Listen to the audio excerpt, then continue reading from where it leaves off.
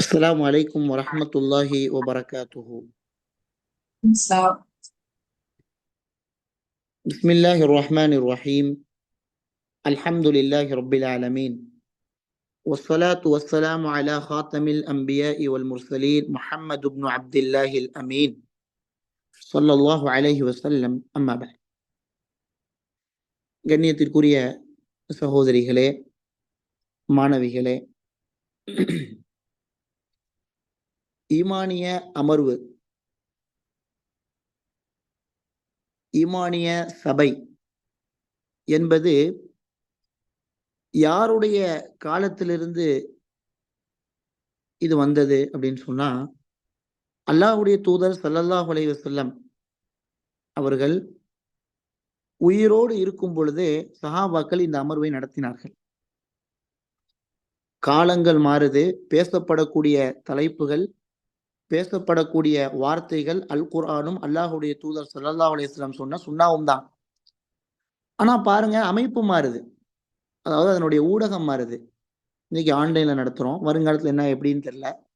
இதற்கு முன்னால மதரசால நேர்ல வந்து நடத்துனாங்க, ஒரு பயானுக்கு போவோம், எல்லாரும் லைவ்ல உட்காந்து கேட்போம். இன்னைக்கு ஆன்லைன் நடக்குது. அன்னைக்கு சஹாபாக்கள் மதீனாவுடைய வீதிகளில், மதீனாவினுடைய தெருக்களில் நின்று ஈமானை புதுப்பித்துக் கொள்வோம் அப்படின்னு சொல்லி சஹாபாக்கள் அழைத்து இது போன்ற அமர்வுகளை நடத்தினார்கள்.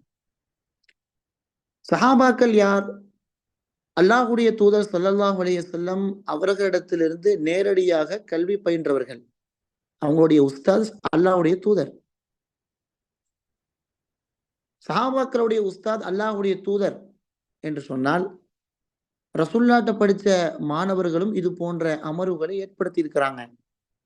அப்துல்லா பின் ரவாஹா ரலியல்லாஹு அன்ஹு அவர்கள் சில தோழர்களை இப்படி அழைப்பார்களாம். தஆலவ், வாருங்கள், நுமினு ஸாஅ, கொஞ்ச நேரம் ஈமான் கொள்வோம் அப்படின்னு சொல்லுவாங்க. கொஞ்ச நேரம் ஈமான் கொள்வோம்னா அப்ப அதுவரை ஈமான் இல்லாம இருந்தாங்களா? இறை நம்பிக்கைக்கான இலக்கணமே அவர்கள்தான். இறை நம்பிக்கைக்கான அடையாளமே அவர்கள்தான்.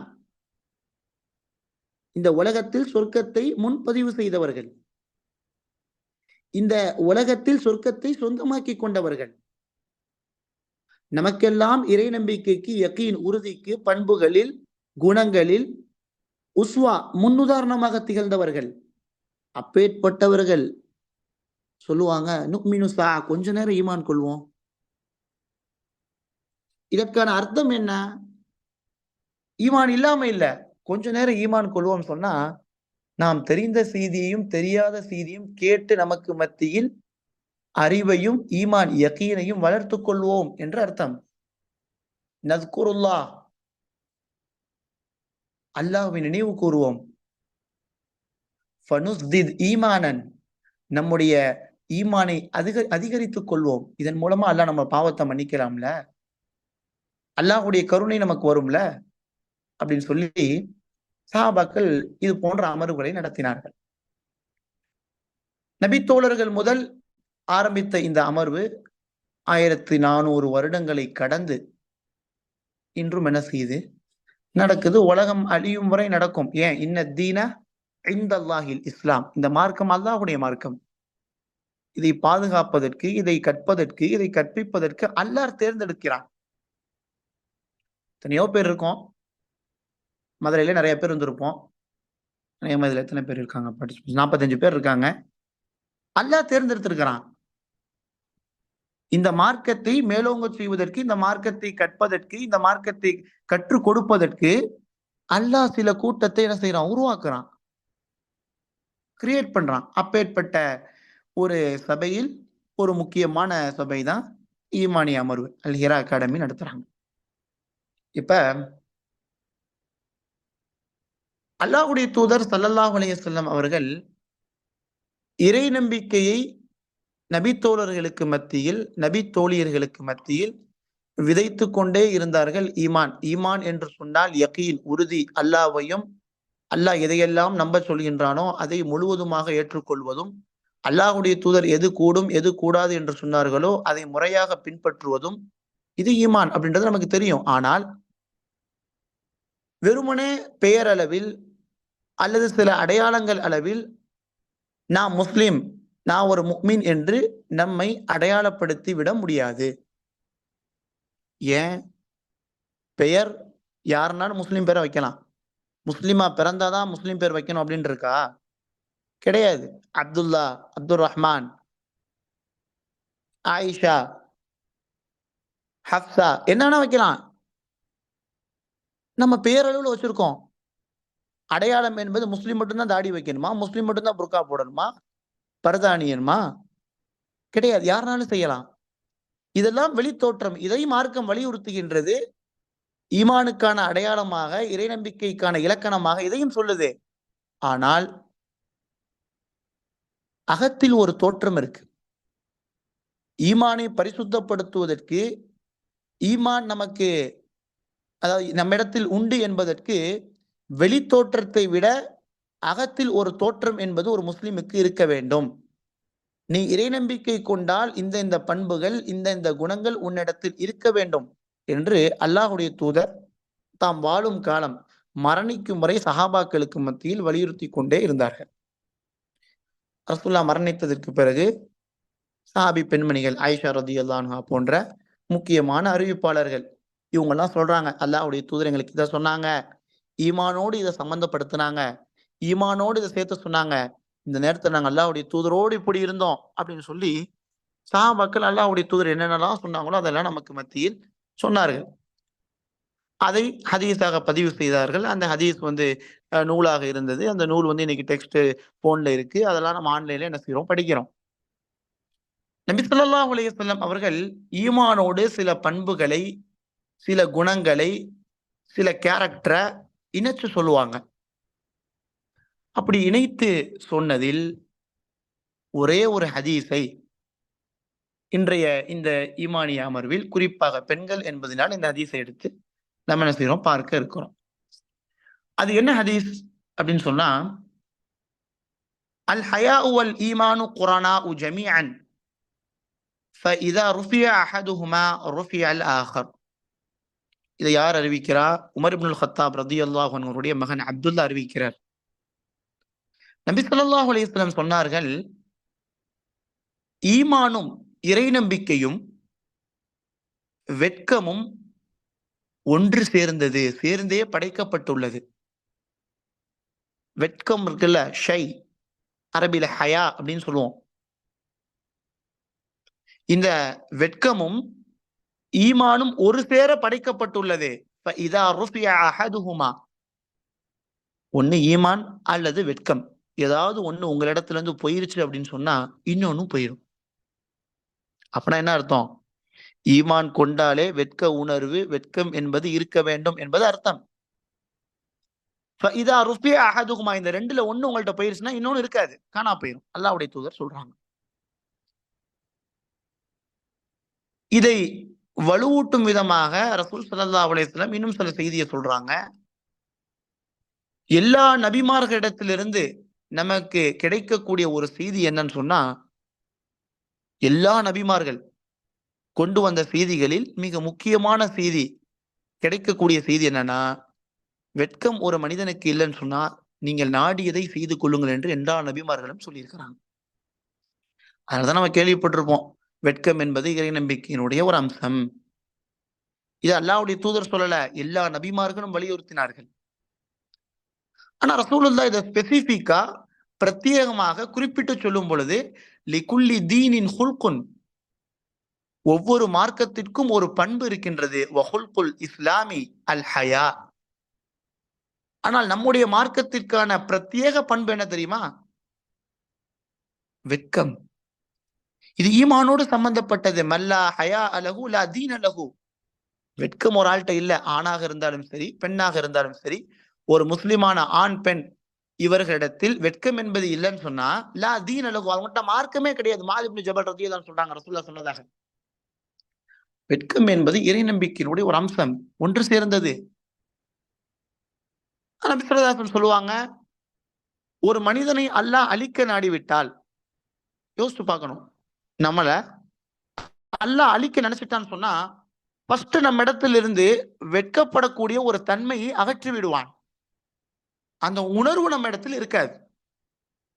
ரசூலுல்லாஹ் சொல்றாங்க, ஏன் தெரியுமா? 10 வெட்கத்தையும் அல்லாஹ் தூக்குறான்.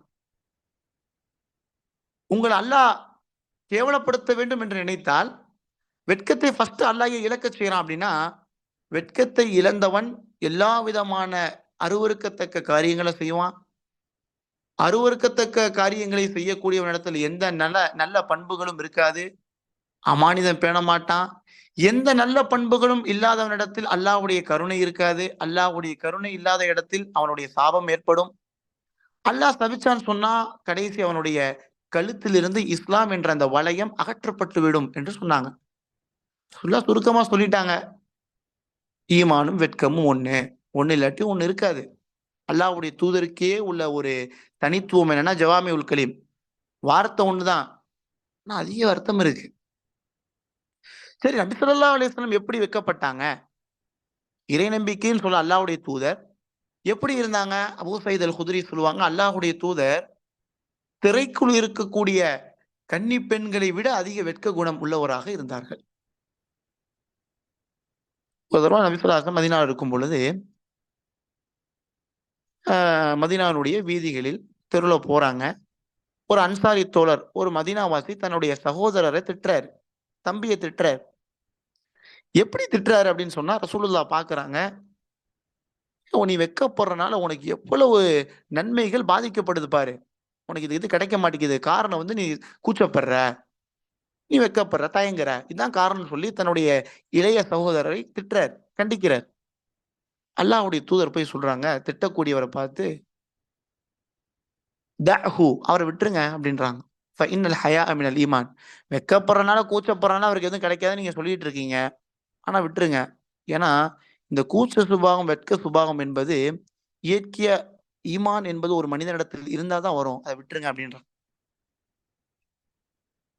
சஹாபாக்கள் இதெல்லாம் கேட்டாங்க. அரபு சமுதாயம் எப்படி நமக்கு தெரியும்? பண்பாடுகளில், பழக்கவழக்கங்களில், கலாச்சாரத்தில் ஒரு மென்மையற்ற ஒரு சமூகத்தவர்கள். அப்பேற்பட்ட மக்களை அல்லாஹ்வுடைய தூதர் எப்படி மாத்துனாங்க? அப்படின்னு சொன்னா, ஒரு சபையில் சஹாபாக்கள்லாம் அமர்ந்திருக்கிறாங்க.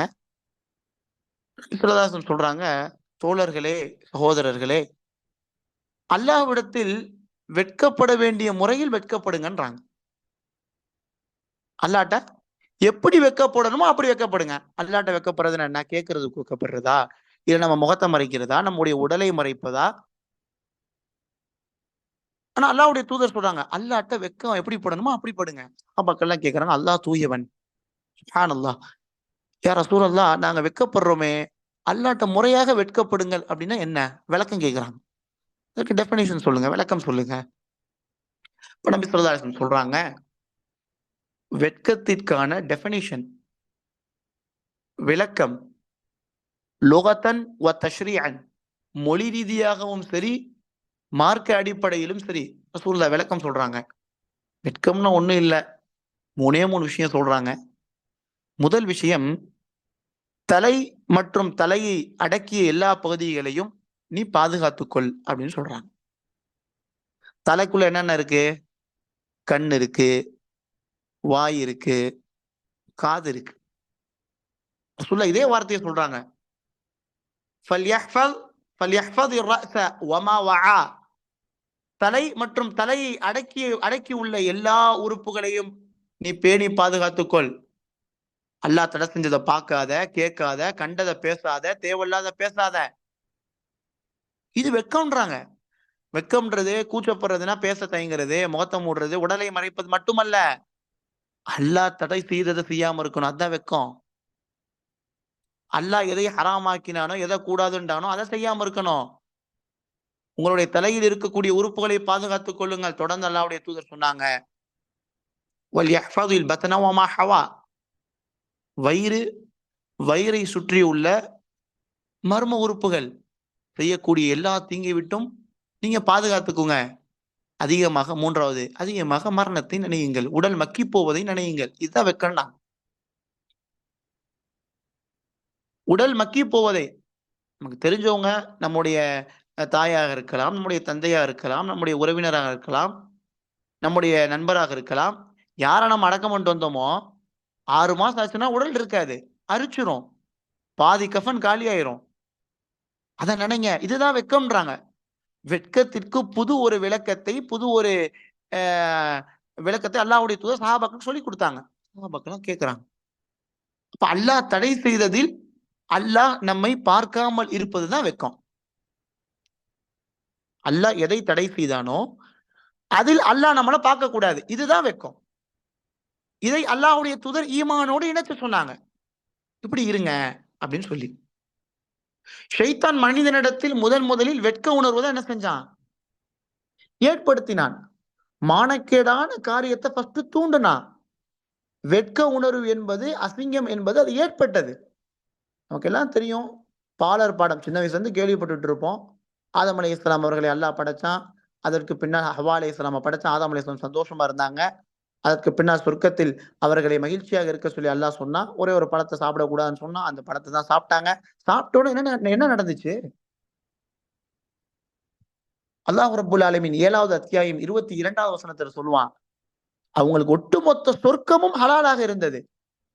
எல்லா விதமான இன்பங்கள், மகிழ்ச்சிகள், குதூகலங்கள் அனுபவித்துக் கொண்டிருந்த ஆதம் ஹவ்வா அலைஹிஸ்ஸலாம் என்ன செஞ்சாங்க?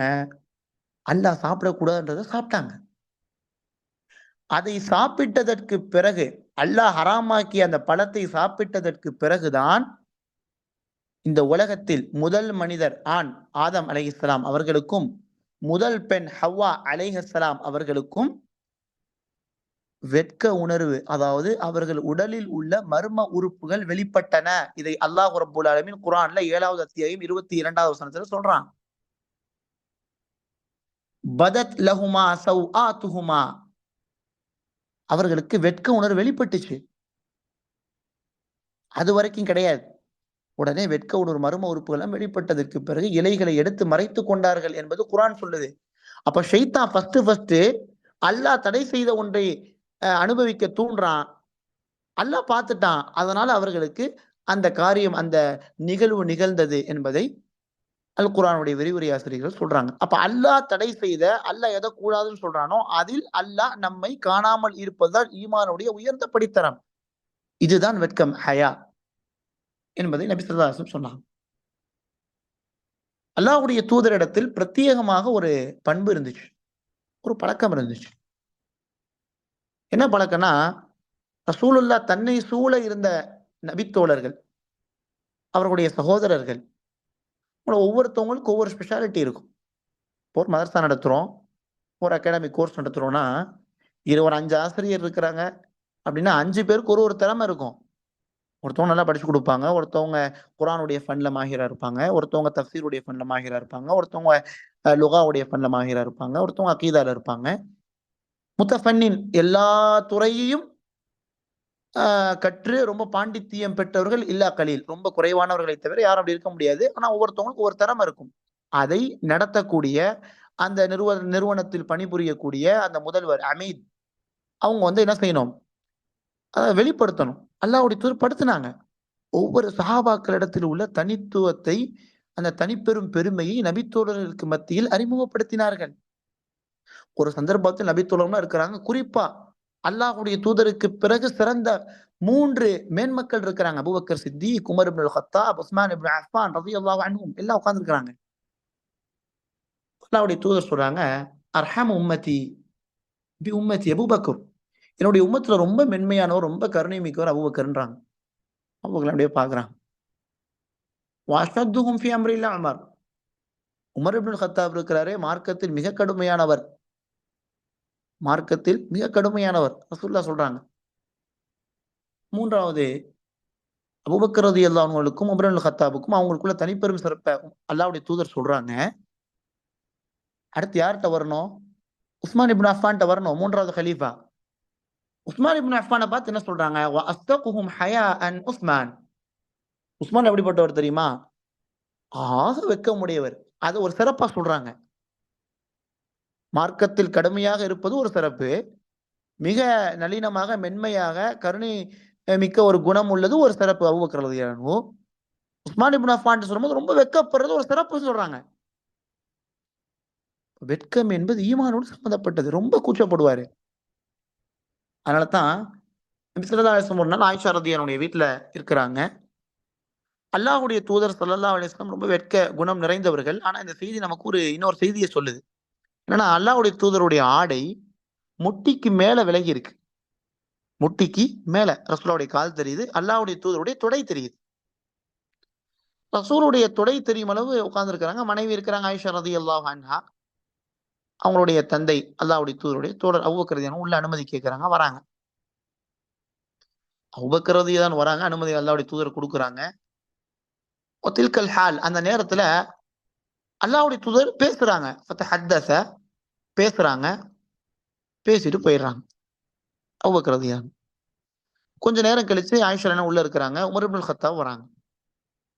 உமர் இப்னுல் கத்தாப் அனுமதி கேட்டு வருவாங்க. அல்லாஹ்வுடைய தூதர் என்ன செய்வாங்க? பேசுவாங்க. பேசிட்டு அனுப்புவாங்க. இவங்க 2 பேர் வரப்ப அல்லாஹ்வுடைய தூதர் முட்டிக்கு மேல் உள்ள அந்த ஆடை என்ன செய்யல? கீழ இறக்கி விடல. உஸ்மான் இப்னு அஃபான் அனுமதி கேட்கிறாரு. ரசூல் ஸல்லல்லாஹு அலைஹி வஸல்லம் அவர்கள் ஆடைய சரி செய்றாங்க. வஸவ்வா சியாபஹு ஆடையை சீர்படுத்துறாங்க. தொட தெரிஞ்சத என்ன செய்றாங்க? கீழ இறக்கி விடுறாங்க. ஆயிஷா ரலியல்லாஹு பார்த்துட்டு இருந்தவங்க உஸ்மான் இப்னு அஃபான் பேசிட்டு போயிடுறாங்க. ஆயிஷா ரலியல்லாஹு கேக்குறாங்க, யா ரசூலல்லாஹ் தஹல அபூபக்கர் நீங்க எதுவுமே சொல்லல. ஃபலம் தஹஷ்ன நீங்க அவங்க வந்திருக்காங்க. உங்களுடைய ஆடைய சரி செய்யல. ஏன் உமர் வந்தாரு? உமர் வந்தப்ப கூட நீங்க ஆடைய சரி செய்யல. உஸ்மான் இப்னு அஃபான் வந்தோனே நீங்க ஏன் ஆடைய கீழ இறக்கி விட்டு சரி செஞ்சீங்க? அல்லாஹ்வுடைய தூதர் சொல்லுவாங்க, ஆயிஷாவே அறிந்து கொள்ளுங்கள். அஸ்தஹி மின் ரஜுலின் தஸ்தஹி மின்ஹுல் மலாயிகா. நான் மலக்குகள் எல்லாம் எந்த மனிதரை பார்த்து வெட்கப்படுறாங்களோ, மலக்குகளே வெட்கப்படுறாங்க. நான் எப்படி வெட்கப்படாம இருக்க முடியும்? எனக்கு சங்கடமாயிருச்சு. அதனால தான் கீழ இறக்கி விட்டேன்றாங்க. வெட்கத்தை ஒரு பெரிய சிறப்பாக, ஒரு வரவேற்கக்கூடிய ஒரு காரியமாக அல்லாஹ்வுடைய தூதர் ஸல்லல்லாஹு அலைஹி வஸல்லம் அவர்கள் சஹாபாக்களுக்கு மத்தியில் சொன்னாங்க. அப்பேற்பட்ட ஒரு சமுதாயத்தை தான் அவர்கள் வார்த்தெடுத்தார்கள், உருவாக்கினார்கள். அல்லாஹ்வுடைய தூதருடைய பாசறையில் கல்வி பயின்ற ஆண்கள், பெண்கள் இந்த உணர்வு நிறைந்தவர்களாக, வியாபித்தவர்களாக நம்ம வரலாற்றுல ஹதீஸ் நூட்கள பார்க்கிறோம். ஆயிஷா ரலியல்லாஹு அன்ஹா அல்லாஹ் தூய்மைப்படுத்திய ஒரு ஒரு பெண்மணி, அல்லாஹ்வுடைய தூதருடைய அன்பு மனைவி. ஆயிஷா ரலியல்லாஹு அன்ஹா ஒரு சந்தர்ப்பத்துல அப்துல்லா இப்னு உம்மி மக்தூம் வர நேரத்துல தன்னுடைய ஆடைய சரி செஞ்சு அவங்க மறைஞ்சு நிக்கிறாங்க. அதாவது திரைக்கு உள்ள இருக்கிறாங்க. ஸ்கிரீனுக்கு உள்ள. கேட்கறாங்க, அப்துல்லா இப்னு உம்மி மக்தூமுக்கு கண்ணு தெரியாது. அவரு கண் தெரியாத சஹாபி. அவர் வராரு. அவர் என்ன பார்க்க போறாரு? நீங்க ஏன் இவ்வளவு மறைச்சிருக்கிறீங்க? அப்படின்னு கேட்கிறப்ப, ஆயிஷா ரலியல்லாஹு அன்ஹா எனக்கு கண் இருக்குல்ல அப்படின்னாங்க. அவங்களுக்கு இல்ல. எனக்கு இருக்குல்ல சொன்னாங்க. இதே ஆயிஷா ரலியல்லாஹு அன்ஹா அல்லாஹ்வுடைய தூதருடைய வீட்டில் இருக்கும்பொழுது ரசூலுல்லாஹ் மரணிச்சுட்டாங்க. அதே வீட்டில் அல்லாஹ்வுடைய தூதரை அடக்கம் செய்தார்கள். அருகில் சரீரு ஆயிஷா. இன்னைக்கு நீங்க நெட்ல அடிச்சு பார்த்தீங்கன்னா தெரியும். கூகுள் பண்ணீங்கன்னா தெரியும். சரீரு ஆயிஷா ஆயிஷா ரலியல்லாஹு அன்ஹாவுடைய கட்டில் பக்கத்துல தான் இருக்கும். அல்லாஹ்வுடைய தூதருடைய கபர் இருக்கும். அதற்கு ரசூலுடைய மரணத்திற்கு பிறகு ஒரு 2 வருடத்துல அபூபக்கர் ரலியல்லாஹு அன்ஹு மௌத்தா போயிடுறாங்க. அபூபக்கர் ரலியல்லாஹு அன்ஹு அடக்கம் செய்ததற்கு பிறகும் ஆயிஷா ரலியல்லாஹு அந்த இடத்துல இருக்கிறப்ப ஹிஜாப பேணாம இருப்பாங்க. அவங்க உயிரோடு இருக்கிறப்ப அவங்களுக்கு அனுமதிக்கப்பட்ட ஆண்கள். ஒண்ணு கணவர், இன்னொன்னு தந்தை. ஹிஜாப பேணாம இருப்பாங்க. 3வது இடம் யாருக்கு உள்ளது? ஆயிஷா ரலியல்லாஹு அன்ஹா நினைச்சிருந்தாங்க, இத நம்ம அடக்கம் செய்யப்படணும் இந்த இடத்துல அப்படின்னு நினைச்சிருந்தாங்க. நம்ம அடக்கம் செய்யப்படணும் அப்படின்னு. ஆனா உமர் இப்னுல் கத்தாப் ரலியல்லாஹு அன்ஹு அவர்கள் குத்தப்பட்டதற்கு பிறகு மதீனாவில் மஸ்ஜிது நபவியில் உமர் ரலியல்லாஹு அன்ஹு சுத்தி இருக்கிறப்போ உமர் ரலியல்லாஹு அன்ஹு ஆசைப்படுறாங்க. தன்னுடைய மகன் அப்துல்லாவை அழைத்து உம்முல் முஃமினீன் ஆயிஷா ரலியல்லாஹு அன்ஹாட்ட போய் கேளு. என்னுடைய 2 தோழர்களுக்கு அருகில் நான் அடக்கம் செய்யப்பட வேண்டும் என்று ஆசைப்படுகிறேன். கேளுப்பா, அனுமதி கேளுப்பா. அனுமதி கொடுத்தேன். நான் என்னுடைய 2 தோழர்களுக்கு மத்தியில் என்னை அடக்கம் செய்து விடுங்கள் பக்கத்துல அப்படின்னு சொல்றாங்க. அப்துல்லா இப்னு உமர் ரலியல்லாஹு அன்ஹுமா என்ன செய்றாங்க? உமர் இப்னுல் கத்தாப் ரலியல்லாஹு அன்ஹு தன்னுடைய தந்தை பேச்சை கேட்டு ஆயிஷா ரலியல்லாஹு அன்ஹா அனுமதி கேட்கறாங்க. ஆயிஷா ரலியல்லாஹு அன்ஹா சொன்னாங்க, இந்த இடத்தை நான் எனக்காக வைத்திருந்தேன். ஆனால் என்னை விட இங்கு அடக்கம் செய்வதற்கு தகுதியானவர் உமர் இப்னுல் கத்தாப்னு சொன்னாங்க. அதே போன்று உமர் இப்னுல் கத்தாப் அடக்கம் செய்யப்பட்டார்கள். உமர் ரலியல்லாஹு அன்ஹு அடக்கம் செய்யப்பட்டதற்கு பிறகு சஹாபாக்கள் சஹாபி பெண்மணிகள் சொல்லுவாங்க, ஒரு நாளும் ஆயிஷா ரலியல்லாஹு அன்ஹா ஹிஜாப் இல்லாமல் அந்த இடத்துக்கு போனதில்ல அப்படின்னுவாங்க. ஏன்? உமர் ஆயிஷா ரலியல்லாஹு அன்ஹாக்கு அனுமதிக்கப்படாத மனிதர். அல்லாஹ்வுடைய தூதர் தன்னுடைய தந்தை அபூபக்கர் அவர்கள் இருக்கும் பொழுது ஹிஜாப் இல்லாமல் இருந்தவர்கள். உமர் இப்னுல் கத்தாப் வந்தோன்னு அந்த இடத்தை விட்டு வெளியே போனாங்க. அதற்கு பின்னால் அந்த இடத்தில் அவர்கள் ஜியாரத் செய்ய வரும் பொழுது, அவர்களுக்காக அல்லாஹ்விடத்தில் பிரார்த்தனை செய்ய வரும் பொழுது, ஹிஜாபோடு தான் அவர்கள் உள்ளே நுழைந்தார்கள் என்பதை பார்க்கிறோம். வாழும் பொழுதும் வெட்கம், மரணித்ததற்கு பிறகும் வெட்க உணர்வை அவர்கள் வெளிப்படுத்தினார்கள். சஹாபி பெண்மணிகள் உயிரோடு இருக்கிறப்பையும் பர்தாவை பேணாங்க, வெக்கப்பட்டாங்க. ஏன்னா அது இறை நம்பிக்கையினுடைய ஒரு அம்சம். இறை நம்பிக்கையோடு சேர்ந்து படைக்கப்பட்டிருக்கு அல்லாஹ்வுடைய தூதர் சொல்றாங்க. மரணித்ததற்கு பிறகும் அதே பண்பை சஹாபி பெண்மணிகள் கடைபிடித்தார்கள். இன்று ஒட்டுமொத்த உலக முஸ்லிம்களும் பேசக்கூடிய, கேட்கக்கூடிய நாம், உலகத்தில் உள்ள எல்லா இடங்களில் உள்ள மக்களும் அனுபவிக்கக்கூடிய ஒரு நடைமுறை, ஒரு பெண்ணினுடைய வெட்க உணர்வினால் வந்தது என்பதை உசதுல் காபா போன்ற நூட்கள் நம்ம பார்க்கிறோம். என்ன செய்தி அது? அஸ்மா பின்த் உமைஸ் என்ற ஒரு பெண்மணி, அஸ்மா பின்த் உமைஸ் ரலியல்லாஹு அன்ஹா, இவங்களை பொறுத்த வரைக்கும் ஆரம்ப காலத்தில் ஹிஜ்ரத் செய்தவர்கள். அப்படின்னா ஹபஷாவுக்கு இவங்க ஹிஜ்ரத் பண்ணியிருக்கிறாங்க. அப்ப ஜாஃபர் இப்னு அபி தாலிப் அவர்கள் இவர்களை திருமணம் முடிச்சிருந்தாங்க. முதல் 40 மனிதர்களில், அதாவது தாருல் அர்கம் அல்லாஹ்வுடைய தூதர் ஸல்லல்லாஹு அலைஹி வஸல்லம் அவர்கள் மறைமுகமாக பிரச்சாரம் மேற்கொண்ட காலத்தில் இஸ்லாத்தை ஏற்றுக்கிட்டவங்க தன்னுடைய கணவனோடு ஜாஃபர் இப்னு அபி தாலிபோடு. அதற்கு பின்னால் ஹபஷாவுக்கு போறாங்க. அதற்கு பின்னால 2வது ஹிஜ்ரத் மதீனாவுக்கும் ஹிஜ்ரத் செய்யறாங்க. ஜாஃபர் இப்னு அபி தாலிப் அவர்கள் போர்ல இறந்துட்டாங்க. அதற்கு பின்னால் அபூபக்கர் ரலியல்லாஹு அன்ஹு அவர்கள் இந்த அஸ்மா பின்த் உமைஸ் ரலியல்லாஹு அன்ஹா அவங்களை திருமணம் முடிக்கிறாங்க. ஒரு நாள் அஸ்மா பின்த் உமைஸ் அமர்ந்திருக்கிறாங்க. இந்த அஸ்மா பின்த் உமைஸ்ல இருந்து தான் பெண்கள் தன்னுடைய கணவனுக்கு குளிப்பாட்டலாம் அப்படின்ற சட்டம் இந்த பெண்மணி மூலமாக தான் நமக்கு வந்துச்சு. இது ஒரு எக்ஸ்ட்ரா தகவல். ஏன்னா அபூபக்கர் ரலியல்லாஹு அன்ஹு குளிப்பாட்டினவங்க இந்த பெண்மணி தான், அஸ்மா பின்த் உமைஸ் மனைவி. அப்ப அஸ்மா பின்த் உமைஸ் ஒரு நாள் உட்கார்ந்து இருக்கிறப்ப ஃபாத்திமா ரலியல்லாஹு அன்ஹா அல்லாஹ்வுடைய தூதருடைய மகள் ரொம்ப சோகமா இருக்கிறாங்க. ரசூலுடைய மரணத்திற்கு பிறகு, ரசூலுல்லாஹ் மௌத்தா போனதுக்கு பிறகு ஃபாத்திமா ரலியல்லாஹு அன்ஹா அல்லாஹ்வுடைய தூதர் பிரிந்ததை நினைச்சு கவலைப்பட்டாங்க. அட் த சேம் டைம் சந்தோஷமும் பட்டாங்க அதே நேரம். ஏன்னு சொன்னா அல்லாஹ்வுடைய தூதர் சொல்லிட்டாங்க, எனக்கு பின்னாடி நீதாம்மா டக்குன்னு வருவேன் என் கூட அப்படின்ட்டாங்க. நம்மளும் மௌத்தா போயிருவோன்றது அவங்களுக்கு தெரியும். ஆனா கவலை அவங்களுக்கு இருக்கு. அஸ்மா பின்த் உமைஸ் சொல்றாங்க, நான் ரொம்ப எனக்கு மாதிரியா இருக்கு. அஸ்மா பின்த் உமைஸ் கேட்குறேன், என்ன காரணம், ஏன் இவ்வளவு கவலையா இருக்கீங்க? ஃபாத்திமா ரலியல்லாஹு அன்ஹா சொன்னாங்க, நான் மரணித்ததற்கு பிறகு என்னுடைய உடலை நபித்தோழர்கள் தான் அடக்கம் செய்வாங்க. ஆனா அதை நான் விரும்பல, நான் அதை லைக் பண்ணல அப்படின்னு சொன்னாங்க. ஏன்னா ரசூலுடைய காலத்தில் இந்த ஃபாத்திமா ரலியல்லாஹு அன்ஹா இந்த செய்தியை பேசுற வரைக்கும் ஆணாக இருந்தாலும் சரி, பெண்ணாக இருந்தாலும் சரி, யார் மரணித்தாலும் என்ன செய்வாங்கன்னா அப்படியே கையில தூக்கிட்டு போய் மண்ல போட்டு அடக்கம் பண்ணிட்டு வந்துருவாங்க. இந்த நடைமுறை தான் அவர்களிடத்தில் இருந்து வந்தது. ஃபாத்திமா ரலியல்லாஹு அன்ஹா யோசிக்கிறாங்க, நான் மரணித்ததற்கு பிறகு 3வது ஒரு ஆள் என்னுடைய உடலை தொடுறதை நான் விரும்பல. எனக்கு அது கூச்சமா இருக்கு. உயிரோடு இருக்கிறப்ப மரணித்ததற்கு பிறகு உள்ளதை பத்தி பேசுறாங்க. கூச்சமா இருக்கு, வெக்கமா இருக்குன்றாங்க. யார பார்த்து சொன்னாங்க? சந்தேகத்திலயா? இல்ல, ஒழுக்கச்சீலர்கள். அபர்ருஹா குலூபன், அவர்களுடைய உள்ளம் தூய்மையானவர்கள், நபித்தோழர்கள், இரையச்சம் உடையவர்கள், இரையச்சத்திற்கு இலக்கணமாக திகழ்ந்தவர்கள், அல்லாஹ் பொருந்திக் கொள்ளப்பட்ட மேன்மக்கள், அல்லாஹ்வுடைய தூதருடைய அன்பு தோழர்கள், அவர்கள் அவங்களுடைய உள்ள தூக்குறதை விரும்பல. இப்ப ஃபாத்திமா கேட்கிறப்ப அஸ்மா பின்த் உமைஸ் ஒரு ஐடியா கொடுக்குறாங்க, ஒரு ஆலோசனை சொல்றாங்க. நாங்க ஆரம்ப காலத்துல ஹபஷாவுக்கு ஹிஜ்ரத் பண்ணியிருந்தோம். அப்ப ஹபஷால நம்ம மதீனால இருக்கிற மாதிரி அப்படியே நம்ம மௌத்தா போயிட்டா உடம்பு அப்படியே தான் தூக்கிட்டு போக மாட்டாங்க. ஒரு சந்தூக், இன்னைக்கு நம்ம சந்தூக் பெட்டி வருது இல்ல, ஒயிட் கலர்ல பெட்டி இருக்கும், மேல போர்வைய ஒரு துணி மாதிரி போட்டு நம்ம எடுத்துட்டு போறாங்க. இது மாதிரி ஒரு பெட்டி மாதிரி அன்னைக்கு மர இலைகளினால் செய்யப்பட்ட ஒரு பெட்டி ஹபஷாவில் இருந்தது. இதை நான் கண்ணால பார்த்திருக்கிறேன். ஹபஷால யார் இறந்து போயிட்டா மதீனால உள்ள மக்கள் மாதிரி அப்படியே கையில தூக்கிட்டு போக மாட்டாங்க.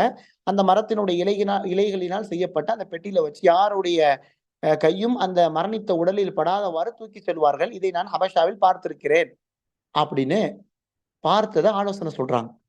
ஃபாத்திமா ரலியல்லாஹு அன்ஹா உடனே சொல்றாங்க, அப்படின்னா நான் உங்களிடத்தில் இப்பொழுது வசியத் செய்கின்றேன், நான் மரணித்ததற்கு பிறகு அபஷார நீங்க என்ன பார்த்தீங்களோ அதே போன்ற ஒரு இதை செஞ்சு என்னுடைய உடலை நீங்க அதுல வச்சுதான் ஆண்கள்கிட்ட கொடுக்கணும். இரவு நேரத்தில் என்னை அடக்கம் செய்ய வேண்டும் அப்படின்ற 2 வசியத்தை பண்ணி பாத்திமா ரதியா என்ன செய்றாங்க, மரணிக்கிறாங்க. இத பண்றாங்க. கொஞ்ச நாளா மரணிக்கிறாங்க. இத சொல்லிட்டு ஃபாத்திமா ரலியல்லாஹு சொல்றாங்க, இப்படி அந்த ஹபஷாவில் பார்த்த மாரி ஒரு இத செஞ்சு என்ன அதுல நீங்க வச்சு அனுப்பிச்சுட்டீங்க, என்ன மறைத்து அனுப்பிச்சுட்டீங்கன்னு சொன்னா, அல்லாஹ் உங்களுடைய எல்லா பாவங்களையும் அல்லாஹ் மறைப்பான். இத நான் உங்களுக்காக துஆ செய்றேன் அப்படின்னு சொல்றாங்க. சிறிது நாட்கள்ல மரணிச்சுடுறாங்க. மரணித்ததற்கு பிறகு அல்லாஹ்வுடைய தூதருடைய மனைவிகளில் ஸைனப் ரலியல்லாஹு அன்ஹா நினைக்கிறேன். அவங்க மௌத்தா போறாங்க. அவர்கள் மரணித்தவுடன் அதே போன்ற சஹாபி பெண்மணி என்ன செய்றாங்க, ஃபாத்திமா ரலியல்லாஹு எப்படி நம்ம ஆண்களுக்கு இப்படி குடுத்தோமோ, அதே போன்று உடல என்ன செய்வோம், அந்த இதுல சந்தூக்ல வச்சு குடுப்போம். அப்படின்னு சொல்லி அதே மாரி அனுப்புறாங்க. அப்புறம் முஸ்லிம்கள் பார்க்குறாங்க. இது நல்ல நடைமுறையா இருக்கு. ஆணாக இருந்தாலும் சரி, பெண்ணாக இருந்தாலும் சரி, இனிமேல் கையில தூக்கிட்டு போ வேணாம். அதே போன்ற ஒரு இது மாரி ஒரு சந்தூக் தூக்கிட்டு போயிருவோம்னு சொல்லி, இந்த நடைமுறை இன்றைக்கு நம்ம இடத்துல இருக்கக்கூடிய இந்த சந்தூக் 4 மூலைய தூக்கிட்டு போறாங்களே, இந்த நடைமுறை நம்முடைய பாத்திமா ரலியல்லாஹு அன்ஹா அவர்களுடைய வெட்கத்தின் மூலமாக மரணித்ததற்கு பிறகு தன்னுடைய உடலை யாரும் தொடக்கூடாது என்ற அந்த உயர்ந்த ஈமானிய உணர்வின் மூலமாக நமக்கு கிடைத்த ஒரு பரிசு. இன்று உலகத்தில் எந்த இடத்திற்கு போனாலும், எந்த நாட்டிற்கு போனாலும் இப்படி ஒரு சந்தூக் ஸ்டைல் மாறுமே தவிர இப்படியான ஒரு சிஸ்டம் தான் இருக்கு. இதற்கு காரணம் ஒரு பெண்மணியினுடைய வெட்கம். அல்லாஹ்வுடைய தூதருடைய வளர்ப்பு இல்லையா? இப்போ வெட்கம் என்பது ஈமானோடு பின்னி பிணைந்தது. அல்லாஹ் தடை செய்ததில் நம்ம அல்லாஹ் நம்மள பார்க்காம இருப்பது. கூச்ச சுபாவம் என்பதை அல்லாஹ்வுடைய தூதர் ஈமான் என்று சொன்னார்கள்.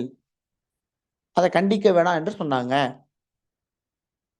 நபி ஸல்லல்லாஹு அலைஹி வஸல்லம் அவர்கள் சஹாபாக்கள்லாம் இருக்கிறப்ப, ஒரு பயப்படுற மாரி ஒரு விஷயத்த சொல்றாங்க. இப்னு மாஜால இந்த ஹதீஸ் இருக்கு. என்னன்னா, உங்களில் ஒருவர் அதாவது சஹாபாக்கள பார்த்து சொல்றாங்க. நாளைக்கு கியாமத்துல மறுமை நாளில் பிஹஸனாத்தின் அம்சாலி ஜிபாலின் திஹாமத்தன் பீதா. மலையளவு மிகப்பெரிய மலையளவு நன்மைகளை சேகரித்துக் கொண்டு வருவார். இன்னைக்கு நம்ம நன்மையெல்லாம் மலையளவா யோசிக்கவே முடியாது. ஒரு பாறையளவு இருக்குமான்றத யோசிக்கணும். சஹாபாக்கள பார்த்து சொல்றாங்க, மலையளவு நன்மைய கொண்டு வருவாரு. ஆனா அல்லாஹ் ரப்புல் ஆலமீன் அந்த நன்மையெல்லாம் எப்படி தெரியுமா ஆக்குவான்? ஹபாஅ மன்சூரா. பரத்தப்பட்ட புழுதி, வெடித்து சிதறிய அந்த புழுதி இருக்குல்ல, அந்த காத்து, அது போன்று ஆக்கிருவான். ஒண்ணும் இல்லாம போயிரும்ன்றாங்க. சஹாபாக்கள் பயப்படுறாங்க. யார சொல்லலாம், அவ்வளவு நாள் அவர் கஷ்டப்பட்டு சேகரித்த, சிறுக சிறுக சேகரித்த நல்லமல்களை அல்லாஹ் அப்படி ஆக்கிருவான்னு சொன்னா, அப்பேற்பட்ட துர்பாக்கியசாலிகள் யார் யா ரசூலல்லாஹ் என்று கேட்கும் பொழுது அல்லாஹ்வுடைய தூதர் சொல்லுவாங்க, உங்க கூடயே இருப்பாங்க. நல்லா வணக்கம், நல்லா அமல் செய்வாங்க. ஈமான் சொன்னா பேசுவாங்க. நோன்பு பிடிப்பாங்க. எல்லாம் செய்வாங்க. ஆனால் தனிமை என்ற ஒரு இடம் அவர்களுக்கு கிடைத்ததுன்னு சொன்னா, அவர்கள் நாடியதை செய்வார்கள்.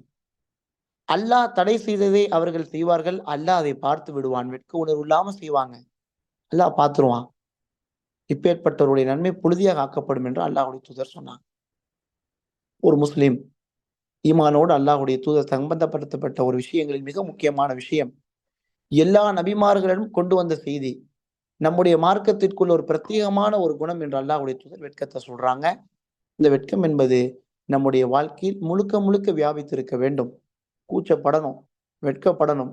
இந்த வெட்கம் என்பது உடலையோ, முகத்தையோ மறைப்பது மட்டுமல்ல, பேச்சையோ சுருக்குவது மட்டுமல்ல, அல்லாஹ் தடை செய்த எல்லாவற்றிலும் அல்லாஹ் நம்மை பார்க்காமல் இருக்க வேண்டும் என்று. அல்லாஹ் பார்க்காம நம்ம தப்பு செய்ய முடியுமா? முடியாது. அல்லாஹ் பார்க்காம எத நம்ம செய்ய முடியுமா? முடியாது. ஃபுதைல் இப்னு இயாத் வந்து கேட்பாங்க. ஃபுதைல் இப்னு இயாத் ரஹிமஹுல்லாஹ் அவங்கள்ட்ட வந்து கேட்பாங்க. பாவம் செய்யணும். அப்படின்னா செய்ப்பா, அல்லாஹ் பார்க்காத மாரி ஒரு இடத்துல போய் செய்யுன்னுவாங்க. அவர் அப்படியே முழிப்பாரு. அல்லாஹ் பார்க்காத மாரி நான் எப்படி செய்ய முடியும்? அது மாரி அல்லாஹ் நாம் செய்யக்கூடியதை பார்க்கக்கூடாது. அதான் வெட்கம். இது ஒரு இறை நம்பிக்கையான ஆண் மற்றும் பெண் இடத்துல என்ன செய்யணும்? வெளிப்பட வேண்டும். அடுத்து இதனுடைய தொடர்ச்சி, சரி, வெட்கப்படணும் என்பதை மார்க்கம் சொல்லுது. அல்லாஹ் தடை செய்ததில் அவன் நம்மை பார்க்காமல் இருக்கணும் அப்படின்னு சொல்லுது. ஆனா வெட்கப்படக்கூடாது அப்படின்னு சொல்லி சில இடங்கள்ல மார்க்கம் சொல்லுது. சில இடத்துல நீங்க வெட்கப்படக்கூடாது, கூச்சப்படக்கூடாது, அந்த வெட்க உணர்வை நீங்க விட்டுறணும் அப்படின்னு சொல்லுது. அது சில இடங்கள் என்று சொல்வதை விட ஒரே ஒரு இடத்துல சொல்லுது. எந்த இடம் அப்படின்னு சொன்னா கல்வி படிக்கக்கூடிய மாணவிகள் இருக்கிறோம். அதாவது தாலிபாக்கள் அவங்களும் இருக்கிறீங்க, அசாத்திதாக்கள் மல்லிமாக்கள் அவங்களும் இருக்கிறோம். இவங்க 2 பேருக்குமான எனக்குமான எல்லாருக்குமான ஒரு உபதேசம் என்னன்னா, வெட்கம் எதுல படக்கூடாது? கல்வியை கற்பதற்கும் கல்வியை பிறருக்கு சொல்வதற்கும் வெட்கப்படக்கூடாது. ஆயிஷா ரலியல்லாஹு அன்ஹா சொல்லுவாங்கல்ல, இந்த உலகத்தில் உள்ள பெண்களில் மிகச்சிறந்த பெண்கள் யார்? அன்சாரி பெண்கள், மதீனாவாசிகள், மதீனத்து பெண்கள். சஹீஹ் முஸ்லிம்ல இருக்கு இந்த செய்தி. அப்ப அன்சாரி பெண்கள் தான் இந்த உலகத்தின் மிகச்சிறந்தவர்கள். ஏன் இந்த உலகத்திலே சிறந்த பெண்களில் அன்சாரி பெண்கள்? காரணம் என்ன? ஆயிஷா ரலியல்லாஹு அன்ஹா சொல்லுவாங்க, மார்க்கத்தை கற்றுக்கொள்வதில் வெட்கம் அவர்களுக்கு தடையாகவே இருந்ததில்லை. வெட்கமே பட மாட்டாங்க. மார்க்கத்தை தெரிந்து கொள்வதற்கு, அறிந்து கொள்வதற்கு, படிப்பதற்கு அப்படின்னு சொல்லுவாங்க. உமர் இப்னுல் கத்தாப் சொல்லும்பொழுது சொல்லுவாங்க, மன் ரக்க வஜூஹு ரக்க இல்முஹு. யார் கல்விய கத்துக்கிறதுக்கு வெட்கப்படுறானோ அவனுக்கு கல்வியே கிடைக்காது. ரகீகன், அவனுக்கு கல்வி ரொம்ப குறைவா தான் கிடைக்கும். கற்பதற்கு வெட்கப்படக்கூடாது. எனக்கு தெரியல அப்படின்னு சொல்றதுக்கு வெட்கப்படக்கூடாது.